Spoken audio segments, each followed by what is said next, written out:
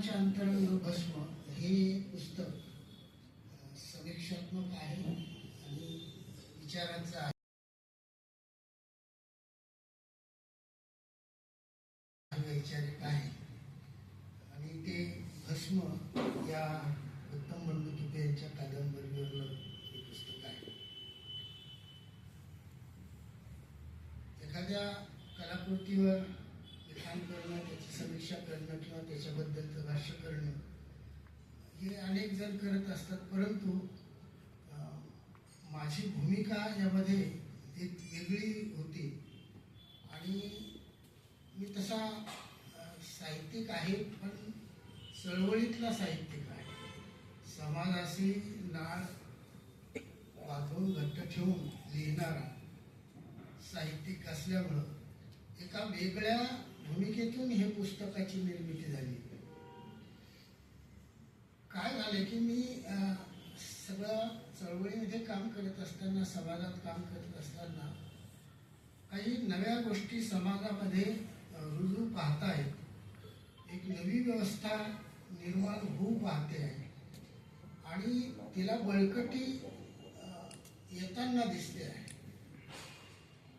की उपेक्षितांचे अंतरंग म्हणजे उपेक्षित हा जो घटक आहे, हा घटक काही प्रस्थापितांकडून निर्माण झालेला नाही असं मला स्वतःला वाटते.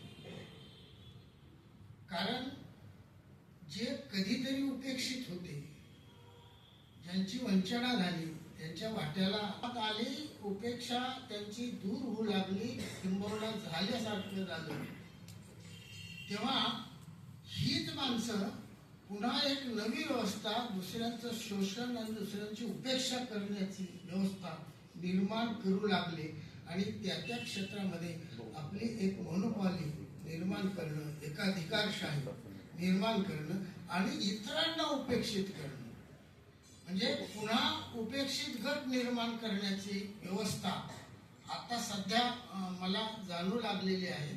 आणि या सगळ्या व्यवस्थेमध्ये बळी पडलेले जे आता उपेक्षित आहेत, वंचित आहेत, त्याच्याबद्दलचं चिंतन झालं पाहिजे.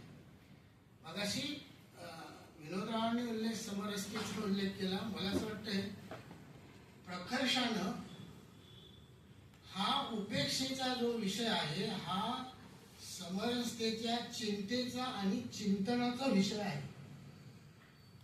ते प्रामुख्याने आता त्याच्याबद्दलच काम झालं पाहिजे. मला असं वाटतं ही उपेक्षा थांबवणं किंवा उपेक्षित गट निर्माण होणं हे जर थांबवण्यासाठी जर समरसतेचं काम असेल किंवा ते असावं आणि त्या दृष्टीनं या विषयाकडे पाहणं आपली सगळ्यांची जबाबदारी आहे. आता वर्ग नाहीसा होत होत गटवार्ता आता निर्माण होते आहे. म्हणजे एक वर्ग, पूर्वी वर्गाला उपेक्षा, वर्गाच्या माथी उपेक्षा होती, आता वर्गातल्या काही गटांना ती उपेक्षा संपली आणि ते गट मोनोपॉली निर्माण करून इतर गटांवर ती उपेक्षा लादतायत. म्हणून गटवार्ता, प्रत्येक गट असा उपेक्षित गट निर्माण होते, गट निर्माण प्रत्येक क्षेत्रामध्ये.